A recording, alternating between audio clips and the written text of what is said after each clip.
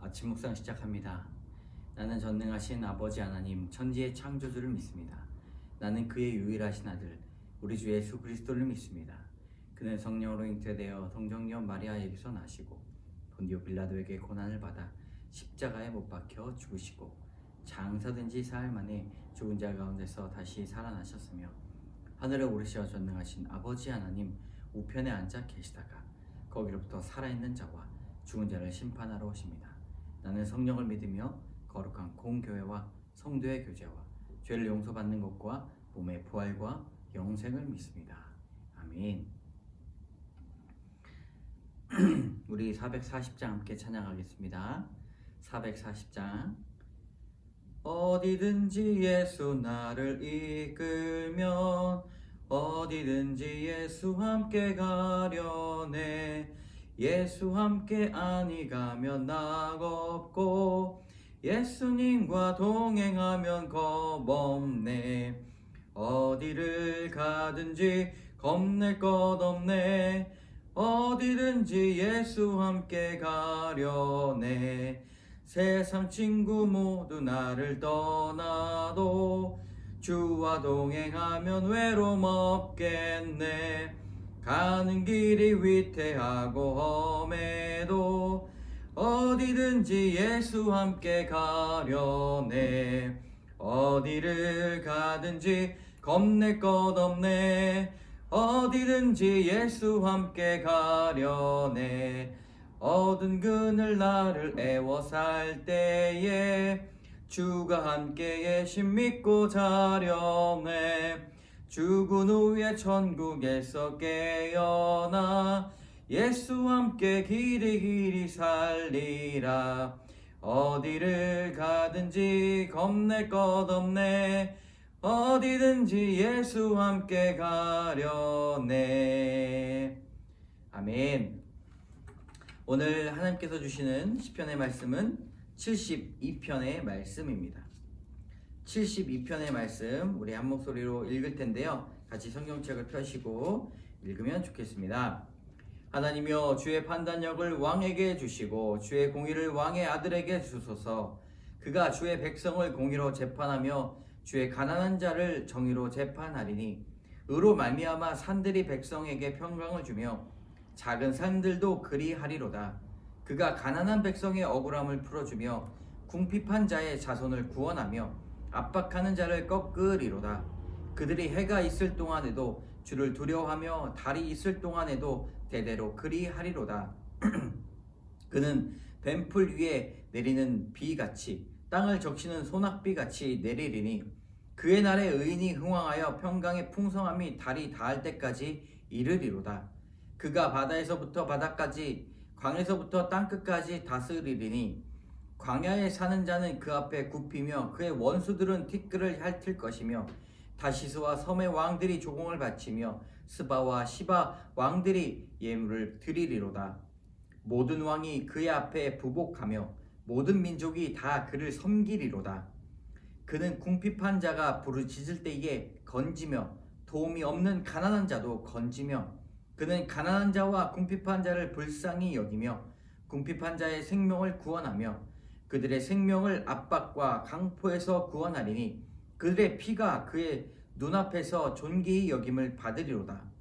그들이 생존하여 스바의 금을 그에게 드리며 사람들이 그를 위하여 항상 기도하고 종일 찬송하리로다. 산꼭대기의 땅에도 곡식이 풍성하고 그것의 열매가 레바논같이 흔들리며 성에 있는 자가 땅의 풀같이 왕성하리로다. 그의 이름이 영구하며 그의 이름이 해와 같이 장구하리로다. 사람들이 그로 말미암아 복을 받으리니 모든 민족이 다 그를 복되다 하리로다. 홀로 기이한 일들을 행하시는 여호와 하나님 곧 이스라엘의 하나님을 찬송하며 그 영화로운 이름을 영원히 찬송할지로다. 온 땅에 그의 영광이 충만할지어다. 아멘 아멘. 이새의 아들 다윗의 기도가 끝나니라. 아멘. 시편 72편은 참 의미가 있는 시편입니다. 시편은 150편으로 구성되어 있고 총 5권의 시편이 있는데요. 72편은 두 번째 권의 마지막 시편입니다. 73편부터는 세 번째 권이 시작이 됩니다. 많은 시편들이 있지만 72편은 특별히 표제어로 솔로몬의 시라고 표제어가 되어 있습니다. 72편과 127편 시편에 두 가지만 솔로몬의 시라는 표제어가 붙어 있습니다. 이것은 솔로몬의 기도가 아니라 마지막 절에 다윗의 기도가 끝난다라고 하는 것을 우리가 보았을 때에 솔로몬을 위한 기도, 솔로몬에 대한 기도, 그리고 솔로몬을 생각하며 쓴 기도라고 우리가 볼 수가 있습니다.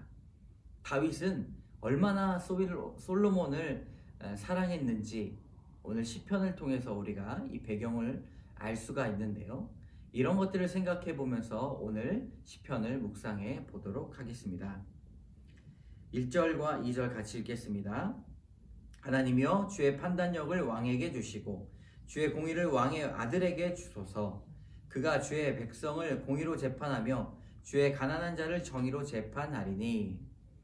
1절 끝에 왕의 아들이라는 말이 나오고 있는데 이것을 통해서 우리는 다윗이 솔로몬을 향한 기도가 적혀졌다라고 볼 수가 있습니다. 1절을 계속해서 보면 다윗이 솔로몬에게 원하는 것들이 많이 나옵니다. 이것이 바로 판단력, 공의, 가난한 자들, 평강이라는 단어인데요.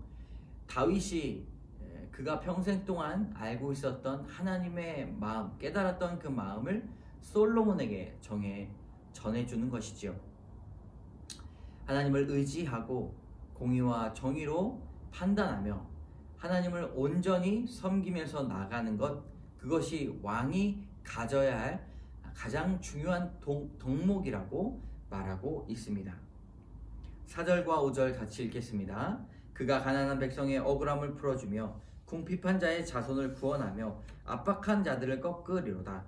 그들이 해가 있을 동안에 주를 두려워하며 달이 있을 동안에도 대대로 그리하리로다. 아멘.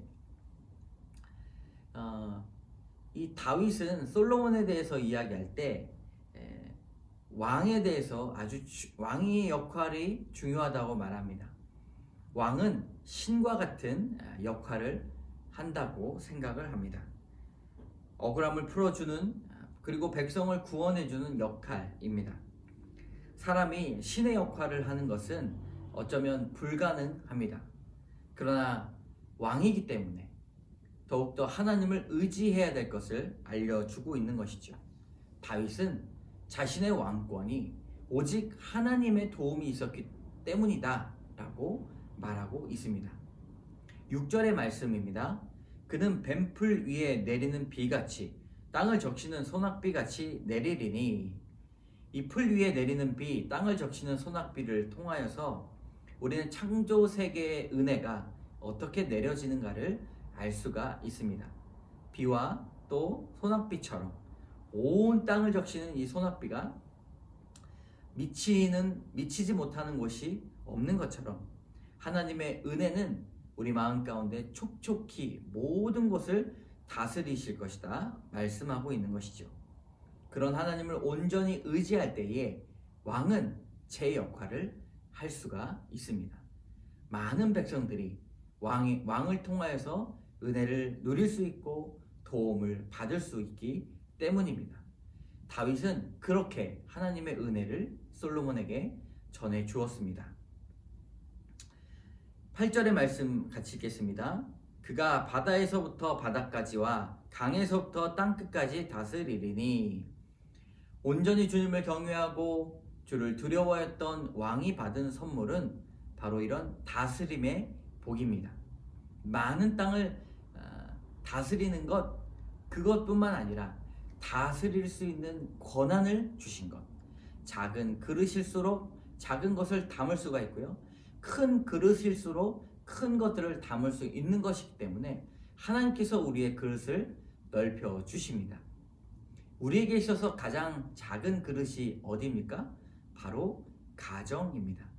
가정을 온전히 우리가 섬기며 사랑할 때에 더 넓은 그릇을 온전하게 사용할 수 있는 것이지요. 그렇게 다윗은 솔로몬에게 지혜를 전해주고 있습니다. 12절의 말씀입니다. 그는 궁핍한 자가 부르짖을 때에 건지며 도움이 없는 가난한 자도 건지며, 여기서 건진다 라는 말이 2번 반복됩니다. 건진다 라는 동사는 매우 중요합니다. 하나님께서 우리의 영혼을 건지신다 라고 표현하기도 하죠. 우리의 인생은 건짐을 받는 인생입니다. 스스로는 절대로 건져낼 수 없고 하나님의 오른손으로 말미암아 우리를 건져내실 수가 있는 것입니다.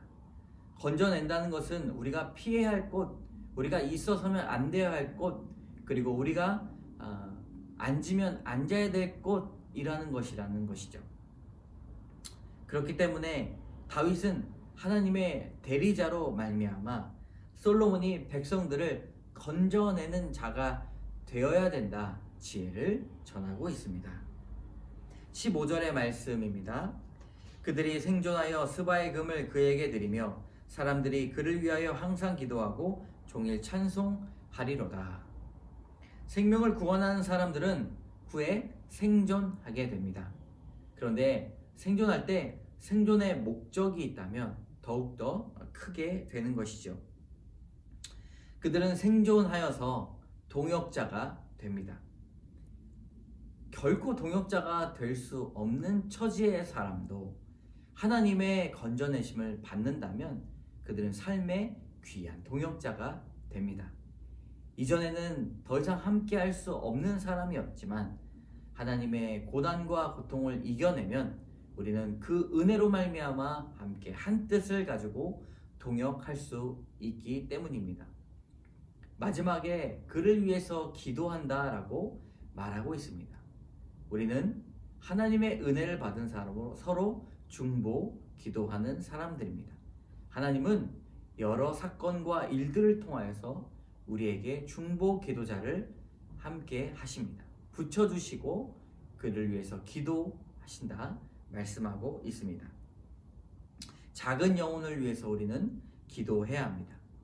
왜냐하면 그들이 생존했을 때 믿음 안에서 기도의 동역자가 될 수 있고 또 함께 동반자, 삶의 동반자가 될 수 있기 때문입니다. 다윗은 솔로몬이 이와 같은 귀한 마음을 갖기를 원했습니다. 우리 19절의 말씀입니다. 그 영화로운 이름을 영원히 찬송할지어다. 온 땅에 그의 영광이 충만할지어다. 아멘 아멘. 이 19절의 말씀은 다윗의 일생을 한 구절로 줄인다면 바로 이와 같다고 볼 수가 있습니다. 영화로운 이름을 영원히 찬송하는 사람이 바로 다윗이고요. 온 땅에 그의 영광이 충만할지어다 라고 선포하는 사람이 바로 다윗입니다. 솔로몬도 이 다윗의 중보기도로 말미암아 그런 삶을 이루었던 것이죠. 우리 오늘 72편을 통하여서 나누고자 하는 교훈 2가지입니다. 첫 번째 교훈입니다. 작은 자들과 함께 해야 합니다. 3절의 말씀 읽겠습니다. 의로 말미암아 산들이 백성에게 평강을 주며 작은 산들도 그리하리로다. 여기서 반복되는 것 백성, 작은 산들. 우리는 이 단어를 통하여서 작은 자들을 바라보게 됩니다. 우리는 작은 자들을 바라봐야 되죠. 높은 곳을 향해서 가게 된다면 다른 것들을 다 버리고 갈 수밖에 없습니다. 목적지를 향해서 가려면 다 방해꾼이기 때문이죠. 그러나 작은 자들, 궁핍한 자들, 가난한 자들과 함께 한다면 모든 것들과 함께 갈 수가 있습니다. 놓치는 것 없이 다 손을 잡고 갈 수 있는 것이죠. 우리가 오늘 기도해야 될 작은 자들이 누구인지 우리 잠잠히 묵상하는 시간 가지셨으면 좋겠습니다. 2번째 교훈입니다. 자녀를 위한 축복 기도가 중요합니다. 20절의 말씀입니다. 이새의 아들 다윗의 기도가 끝나니라. 다윗은 오늘 솔로몬을 위한 중보 기도를 하고 있습니다. 솔로몬을 생각하며 기도하고 있고 솔로몬에 대해서 잘 알고 있기 때문에 그를 위해서 기도하고 있습니다. 자녀를 위한 축복 기도가 매우 중요합니다. 자녀들을 위해서 모든 것을 해줄 수 없기 때문에 우리는 자녀를 위해서 간절히 기도해야 합니다. 자녀를 위해서 기도할 때에 그가 살아나고 또 위험한 곳에서 벗어날 수 있으며 악한 자들에게 꾀임을 받지 않을 수가 있습니다. 기도하는 자는 망하지 않는다 라는 그런 전해 내려오는 이야기들도 있습니다. 우리가 기도할 때 하나님은 일하시고, 제가 기도하는 것은 자녀들이 나갈 때 그 뒤통수를 바라보면서 하나님 앞에 선포 기도를 하시는 그 뒤통수 기도도 매우 중요합니다. 꼭 앞에 앉혀놓고 그가 꼭 들어야 되는 것은 아니죠. 우리가 보이지 않는 곳에서라도 일하시는 하나님을 믿고 뒤통수 기도, 자녀를 위한 축복 기도를 반드시 해야 합니다. 우리 함께 기도하겠습니다. 참 좋으신 하나님, 오늘 다윗이 솔로몬을 향한 중보기도, 자녀를 위한 축복기도를 합니다. 하나님, 공의와 정의로 나라를 다스리며 땅 끝까지 함께 하시는 주님의 은총을 백성들에게도 전해주라, 그렇게 기도합니다. 하나님, 그것들을 이루신 것 감사합니다. 우리도 자녀를 위해 기도할 때에 하나님, 날마다 주님 축복을 선포할 수 있도록 인도하여 주시옵소서. 오늘도 우리 자녀들의 발걸음을 인도해 주실 줄 믿사오며 모든 말씀 예수님 이름으로 감사드리며 기도드립니다. 아멘. 우리 함께 주기도문 하겠습니다.